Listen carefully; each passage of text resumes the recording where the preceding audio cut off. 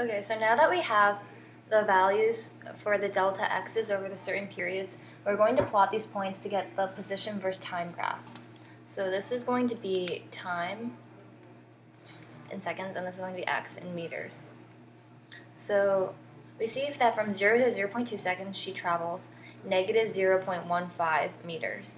So that's from 0, starting from the origin.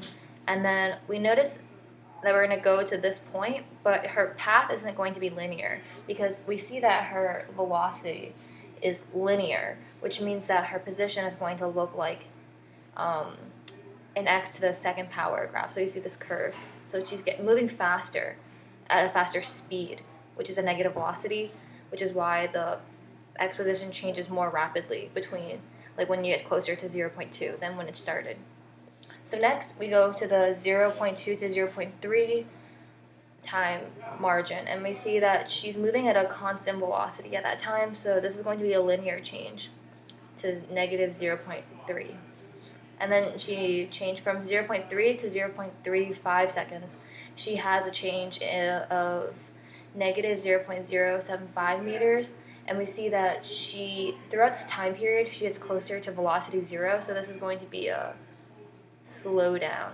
And so the tangent to this part of the graph should be 0 because that's the velocity at 0.35.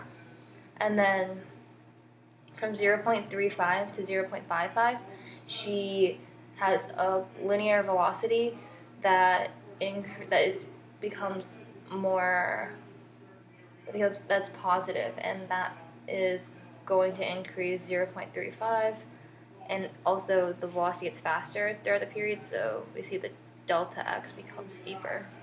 And then finally, between 0.55 to 0.9 seconds, she goes 0.6125 meters, and it also gets closer. Her velocity approaches 0 until 0.9, so the slope also becomes less steep for the position graph, and it ends at 0.5875 meters. So this is 0.5875 meters at 0.9 seconds. So there we have her position versus time graph.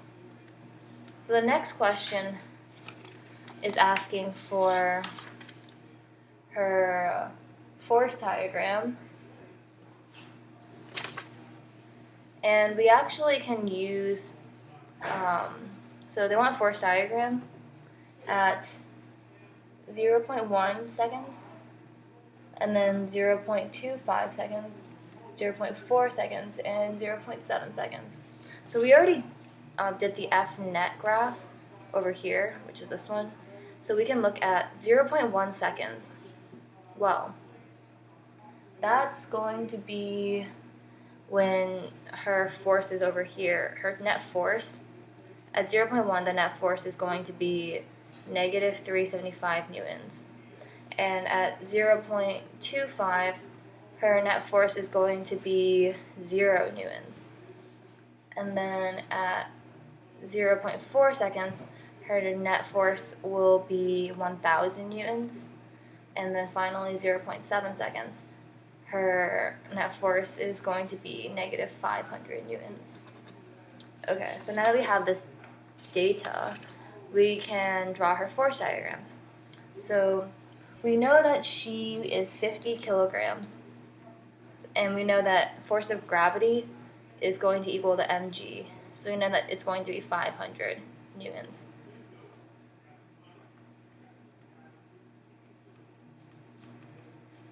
And since her net force is going to be negative 375, we know her normal force is going to be 375 less than her force of gravity. So Fn is going to equal to 500 minus 375, which is equal to 125 newtons. Now at 0.25 seconds, her net force is 0, so that means normal force and force of gravity are going to be equivalent.